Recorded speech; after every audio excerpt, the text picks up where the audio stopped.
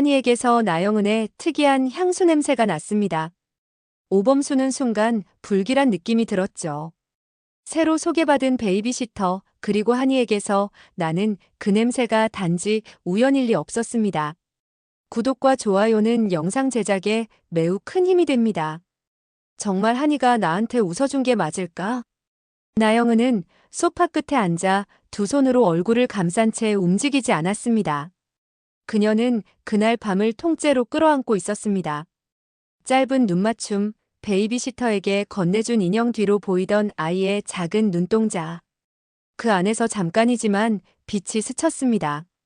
그게 웃음인지 단순한 무표정 속의 착각이었는지는 확실하지 않았습니다. 하지만 나영은은 그 한 번의 반응에 모든 것을 걸고 싶었습니다. 겨우 돌진한 아기. 말도 제대로 못하는 아이. 그러나 그 미소가 자신을 향한 것 같았다는 착각은 쉽게 놓아지지 않았습니다. 그 이후로 매일 밤 그녀는 잠들지 못했습니다. 한이의 뒷모습, 작고 통통한 손끝, 인형을 움켜쥐던 모습, 입가에 묻은 이유식의 자국까지도 떠올랐습니다. 아이가 자신의 품 안에 있지 않다는 현실은 마음을 질식시켰습니다. 왜 자신은 그 곁에 있을 수 없는지, 왜 엄마이면서도 그림자처럼 밖에서 맴돌아야 하는지 모든 물음이 밤을 집어삼켰습니다. 오범수는 조심스럽게 한이의 방문을 열며 들어왔고 자고 있는 한이의 숨소리를 확인한 후 그의 눈빛은 날카로웠습니다. 한이에게서 나는 익숙한 향수 냄새. 그것이 뇌리에 스쳤을 때 그는 이미 의심하고 있었습니다. 나영은 그 여자야. 한이의 곁에서 잠깐이지만 스쳤을 그 향은 분명히 나영은이 쓰던 향수였습니다. 그는 그 사실을 세리에게 말하지 않았습니다. 대신 스스로 감시를 강화했습니다. 베이비시터에게 하루 3번 이상 전화를 걸었고 방문 기록을 세심하게 확인했습니다. 한때는 사랑했던 사람이었지만 이제는 딸에게 위협이 될 수도 있는 존재. 범수는 스스로를 책망했습니다. 동시에 다시는 아이에게 그런 불안이 닿지 않도록 결심했습니다. 다음 날 아침, 세리는 거실 식탁 앞에서 이유식을 준비하고 있었습니다. 한이야, 오늘은 호박죽이야. 어제보다는 덜 달지만 내가 좋아할 것 같아. 그녀의 목소리는 평소보다 부드러웠습니다. 그리고 그 순간 한이가 활짝 웃었습니다. 그 시각 나영은은 오늘 움직이겠다고 결심한 날이었습니다. 재혼 후 조용히 살아가며 모든 걸 잊으려 했지만 더는 견딜 수 없었습니다. 그녀는 범수가 퇴근하는 시간을 계산해 대학교 주차장으로 향했습니다. 그리고 그곳에서 그를 기다렸습니다. 범수는 처음엔 그녀를 외면하려 했지만 그녀의 표정은 이전과 달랐습니다. 간절했고 확신에 차 있었습니다. 오빠 한이 잘 지내? 그녀의 목소리는 낮았고 조심스러웠습니다. 범수는 아무 말도 하지 않은 채 시동을 걸었습니다. 침묵이 이어졌습니다. 그 안에서 나영은은 다시 입을 열었습니다. 나 그날 한이 봤어. 너무 예쁘게 컸더라. 웃는 얼굴이 나를 닮았더라. 범수는 핸들을 잡은 손에 힘을 주며 딱 잘라 말했습니다. 다시 데려가겠다는 말 하려는 거면 지금 내려. 그녀는 고개를 저었습니다. 데려가진 않겠어. 대신 곁에 있게 해줘. 한이 옆에만 있을 수 있게 해줘. 그 한마디는 무겁게 공기를 흔들었습니다. 알아. 내가 그럴 자격 없다는 거. 그래도 말은 해야겠어. 나영은은 시선을 돌리지 않았습니다. 그날 이후로 매일같이 한이 생각만 했어. 한이가 울면 내가 안아주고 싶었고, 아프면 이마 짚어보고 싶었고, 웃으면 그 옆에서 함께 웃고 싶었어. 그런데 아무것도 할 수 없더라. 나 재혼했잖아. 나보다 20살 많은 사람. 그 사람도 처음엔 이해해줬어. 내가 아이가 있다는 것도 아이 아빠가 누군지도 다 괜찮다고 했지. 근데 그 집안이 문제였어. 한이를 만나지 말래. 내가 엄마인 게 부담스럽다고 했어. 혹시라도 한이 곁에 가면 범수 씨를 법적으로 공격할 수 있는 명분이 생긴다며 날 협박했어. 그래서 숨어서 봤던 거야. 베이비시터 통해서. 그게 내가 할 수 있는 전부였어. 범수는 차를 세우고 말없이 그녀를 바라봤습니다. 말 한마디도 하지 않았지만 눈빛엔 분노와 실망이 얽혀 있었습니다. 몰래 만났다고? 그걸 당당하게 말하는 거야? 너한텐 아직도 양육권이 없어. 넌 하니 인생에 낄 자격도 없는 사람이야. 세리와 나는 이 아이 하나만 보고 있어. 넌 그걸 모를 거야. 나영은은 조용히 눈을 감았습니다. 나도 알아. 나도 그 여자가 한이를 잘 키우고 있다는 거 알아. 그래서 그 자리를 뺏겠다는 게 아니야. 나 후견인만이라도 하게 해줘. 법적으로 보호자가 되진 못해도 한이가 병원에 가거나 무슨 일이 생겼을 때 내가 뭔가 할 수 있는 위치에만 있게 해줘. 한이가 아플 때 손이라도 잡아줄 수 있는 그런 존재로라도 있게 해줘. 단 하루만이라도 그 아이 옆에서 자고 싶어. 그 냄새 맡고 숨소리 들으며 잠들고 싶다고. 범수는 차에서 내리려다 멈춰 섰습니다. 너는 이제 와서 그런 말 하면 내가 감동할 줄 알았어? 나는 한이를 지키는 게 전부야. 그리고 그 안에 넌 없어. 나영은은 눈을 피하지 않았습니다. 그럼 그 여자한테도 말해줘. 내가 후견인 자리를 원한다고. 그리고 그 자리를 허락받고 싶다고. 숨지 않고 정면에서 말할게. 그녀는 조용히 차문을 열고 나갔습니다. 같은 시간 세리는 한이를 재우고 조용히 방을 나와 거실에 앉았습니다. 손에 쥔 젖병이 식어 있었습니다. 방금 전까지 한이가 보여준 환한 웃음은 그녀의 가슴을 저릿하게 만들었습니다. 그 순간 문이 열리는 소리에 몸을 움찔했습니다. 세리 씨, 저예요. 강수가 들어왔습니다. 아, 깜짝 놀랐잖아요. 세리는 겨우 웃어 보였습니다. 한이 잘 자요? 네, 방금 재웠어요. 근데 무슨 일 있어요? 얼굴이 안 좋아요. 강수는 주방 식탁에 앉으며 말했습니다. 형이 아침에 그러던데요. 한이 엄마가 다시 한이한테 접근한 것 같다고 말하던데요. 세리는 숨이 막혔습니다. 뭐라고요? 어떻게 알았대요? 향수 냄새 때문이래요. 한이한테서 나영은이 쓰던 향수 냄새가 났대요. 세리는 말문이 막혔습니다. 그게 진짜면 나 한이 못 지킬 수도 있겠단 생각이 들어요. 그녀의 손이 떨렸고 컵 안에 물이 찰랑거렸습니다. 강수는 조용히 그녀 손등에 손을 얹었습니다. 걱정 마요. 형이 다 지킬 거예요. 저도 옆에서 도울게요. 세리는 눈을 감았습니다. 그 순간 범수는 돌아오자마자 세리를 거실로 불렀습니다. 세리야, 나영은이 후견인 신청서를 준비했어. 아직 접수는 안 했지만 내일이라도 낼 수 있는 상태래. 세리는 한참 동안 말을 하지 않았습니다. 그리고 조용히 물었습니다. 교수님은 그걸 막을 수 있다고 생각하세요? 법적으로는 아니야. 양육권은 내가 가졌지만 후견인은 아예 배제할 수 없어. 세리는 자리에서 일어났습니다. 그럼 저도 만나볼게요. 제가 직접 보고 말할게요. 오범수는 고개를 끄덕였습니다. 고마워, 세리야. 다음 날 서울 시내의 한 카페. 세리와 범수는 약속 시간보다 10분 먼저 도착해 있었습니다. 그녀의 옆에는 범수가 조용히 앉아 있었습니다. 그리고 나영은이 들어왔습니다. 눈빛은 여전히 선명했고 자세는 흐트러짐 없었습니다. 오랜만이에요. 세리 씨. 그녀가 먼저 인사했습니다. 세리는 고개만 살짝 숙였습니다. 한이는 잘 있죠? 건강하고 밝게 자라고 있어요.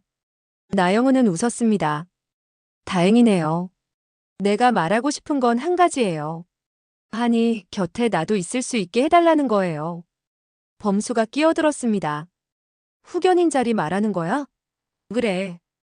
양육권은 당신이 가졌고 세리 씨가 엄마처럼 키우는 것도 인정해. 하지만 한이는 내가 낳은 아이야. 그 사실은 바뀌지 않아. 세리는 시선을 피하지 않았습니다. 당신 예전에도 몰래 한이 보러 왔었죠? 나영은은 고개를 끄덕였습니다. 인정해요. 죄송해요. 그렇게밖에 볼 수 없었던 저도 괴로웠어요. 그럼 지금은요? 법으로 오겠다는 거 그건 위협 아니에요? 세리의 목소리는 떨리지 않았습니다. 당신이 한이에게 어떤 존재인지는 알아요. 하지만 당신이 한이를 포기한 것도 사실이잖아요. 나영은은 고개를 저었습니다. 포기한 게 아니에요. 뺏긴 거예요. 그 당시 나는 선택의 여지가 없었어요. 세상에 그 어떤 엄마가 자기 아이를 잊고 싶겠어요. 범수가 말했습니다. 그럼 왜 이제 와서? 돈도 권력도 다 가졌잖아. 왜 지금 다시 아이를 찾으려는 거야? 이제서야 깨달았어. 늦었지만 이제라도 할 수 있는 걸 하고 싶어. 내가 가진 힘을 아이에게 쓸 수 있다면 그게 진짜 어른 아닌가? 세리는 조용히 손을 모았습니다. 한이는 지금 당신의 존재가 아이를 헷갈리게 만들면 그 피해는 고스란히 한이에게 가요. 그럼 어떻게 해야 하죠? 나영은이 물었습니다. 날 완전히 떼어내는 게 답인가요? 그건 아니에요. 그래서 이 자리에 나온 거예요. 조건 있어요. 조건이요? 정해진 날에만, 정해진 시간에만 만나요. 예고 없는 방문, 감정적인 행동, 절대 안 돼요. 후견인으로서의 자격 지킬 수 있다면 인정할게요. 나영은은 잠시 생각에 잠겼고 조용히 말했습니다. 알겠어요. 그렇게 하죠. 그 말에 범수는 처음으로 안도의 눈빛을 보냈습니다. 그럼 우리 그렇게 정리하죠.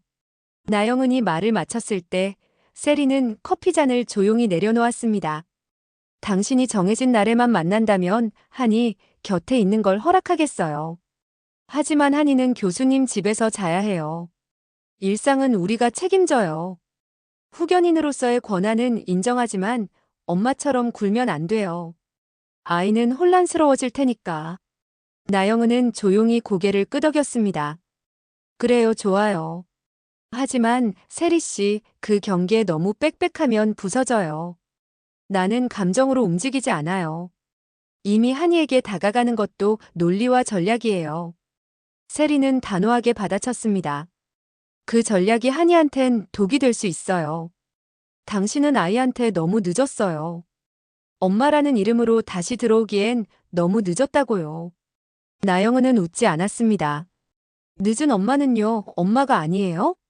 아이가 나를 찾으면요? 내가 손을 내밀었을 때 한이가 그 손을 잡는다면요? 세리는 숨을 깊게 들이켰습니다.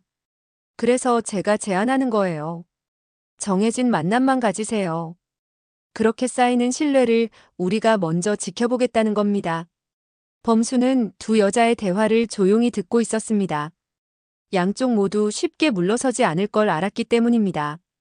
잠시 침묵이 흐르고 나영은이 조용히 한 장의 서류를 꺼냈습니다. 후견인 신청서 초안이에요. 정식 접수는 안 했어요. 오늘 대화가 잘 풀리면 내려고 했죠. 세리는 서류를 받지 않았습니다. 서류보다 중요한 건 태도예요. 오늘 이렇게 나와서 앉은 당신의 태도는 존중해요. 하지만 그 종이로 협박하듯 흔들면 나 당신 못 믿어요. 나영은은 팔짱을 끼고 시선을 피하지 않았습니다. 협박이었으면 오늘 범수 씨 집으로 갔겠죠. 법원으로도 갔을 수 있어요. 난 그래도 예의를 지키고 있는 거예요. 범수는 그 말을 듣고서야 손을 내밀었습니다. 일단 그 서류 내가 받아볼게. 정식 제출은 일단 보류해. 나영은은 천천히 서류를 건넸고 범수는 그것을 가방 안에 조심스럽게 넣었습니다. 세리는 자리에서 일어나며 말했습니다. 오늘 이야기 전부 녹음했어요. 서로가 서로를 지키는 방법으로 기록을 남긴 거예요. 앞으로 누가 약속 어기면 바로 정리할 거예요. 나영은은 자리에서 천천히 일어났습니다. 알겠어. 나도 내 자리에서 내가 할 수 있는 만큼 최선을 다할게. 그렇게 마무리되었지만 감정의 찌꺼기는 그대로 남아 있었습니다. 돌아가는 차 안 세리는 손등을 꽉 쥐었습니다. 교수님, 혹시 우리가 틀린 건 아니죠? 우리가 한이를 사랑하는 방식, 그게 정말 맞는 거죠? 범수는 고개를 끄덕였습니다. 맞아. 우리는 틀리지 않았어. 단지 상대가 더 집요하고 더 치밀할 뿐이야. 며칠 뒤 세리는 한이를 품에 안은 채 조용히 의자에 앉아 있었습니다. 한이는 옅은 미소를 지으며 그녀 품에서 꾸벅꾸벅 졸고 있었습니다. 오범수가 다가와 조심스럽게 물었습니다. 나영은 요즘 연락은 안 왔지? 네. 그 이후론 조용해요. 약속은 지키고 있는 것 같아요. 하지만 솔직히 전 아직도 불안해요. 아무 이유 없이 찾아올 것 같고 모르겠어요. 범수는 담담하게 말했습니다. 그 불안 나도 똑같아. 그래서 준비하고 있어. 법적으로 우리가 더 단단해지도록. 내 이름으로도 하니 양육에 대한 공동참여 동의서를 만들었어. 그거면 나중에라도 법정 싸움에서 세리 너의 입장이 무시당하지 않을 거야. 세리는 눈시울을 붉히며 고개를 끄덕였습니다. 고마워요. 진심으로. 나 혼자였다면 버티지 못했을 거예요. 그런데 말이에요. 전 아직도 자꾸 이런 생각이 들어요. 한이가 언젠가 나영은을 찾으면 어떡하죠? 나영은을 엄마라고 불러주면 전 어떻게 해야 하죠? 범수는 세리의 손을 꼭 잡았습니다. 그건 그 아이가 자라서 할 선택이야. 우린 지금 그 아이가 올바른 선택을 할 수 있도록만 도와주면 돼. 엄마라는 건 시간을 함께 보낸 사람의 몫이기도 하니까. 세리는 고개를 숙인 채 말했습니다. 무섭지만 받아들여야겠죠. 교수님 말이 맞아요. 그 아이가 선택하게 해야죠. 그 순간 한이가 눈을 떴고 두 사람을 번갈아 보며 조용히 웃었습니다. 그 미소에 둘 다 말없이 아이의 손을 맞잡았습니다. 같은 시각 나영은은 한 변호사 사무실에 앉아 있었습니다. 후견인 등재 관련 서류 위에 손을 얹고 있던 그녀는 변호사의 질문을 듣고 말했습니다. 아니요. 지금은 제출하지 않겠습니다. 변호사는 고개를 갸웃했습니다. 지금이 제일 유리한 시점일 수도 있습니다. 그녀는 조용히 고개를 저었습니다. 전 아직 한이가 준비되지 않았다고 생각해요. 그리고 나 자신도. 그 말을 남기고 그녀는 서류를 봉투에 넣어 가방에 넣었습니다. 변호사는 차분히 말했습니다. 하지만 조심하셔야 합니다. 상대 측에서 법적 대비도 하고 있는 걸로 보입니다. 어차피 서로가 서로를 지키기 위한 싸움이에요. 나영은은 고개를 끄덕이며 대답했습니다. 알겠어요. 하지만 저는 언젠가 한이가 저를 찾을 날을 위해 살아갈 겁니다. 지금은 아니어도 그날이 올 거예요. 그리고 저는 엄마로서 그 자리에 서 있을 수 있도록 준비할 거예요. 그날 밤 세리는 자신의 집 거실에서 핸드폰 사진첩을 열었습니다. 한이가 이유식 먹으며 웃던 사진, 그리고 돌잔치에서 찍은 가족 사진. 그녀는 조용히 사진을 넘기다가 마지막으로 멈췄습니다. 한이가 세리의 목에 팔을 감고 잠든 모습. 그 사진을 보며 세리는 작게 중얼거렸습니다. 나는 이 아이를 끝까지 지킬 거야. 아무도 이 아이를 혼란스럽게 하지 않게 할 거야. 다음 날 아침, 오범수는 경찰서에 들어갔습니다. 그의 손엔 도장 찍힌 공동양육각서 사본과 함께 나영은의 후견인 신청 가능성에 대비한 법적 대응 계획서가 있었습니다. 준비는 끝났습니다. 이제 지켜낼 일만 남았습니다. 구독과 좋아요, 알림 설정해 두시면 다음 이야기를 빠르게 시청하실 수 있습니다. 지금까지의 이야기는 개인적인 뇌피셜로 구성된 리뷰이며 본 방송과는 다를 수 있음을 알려드립니다. 지금까지 드라마로 미리 보는 뇌피셜 리뷰였습니다.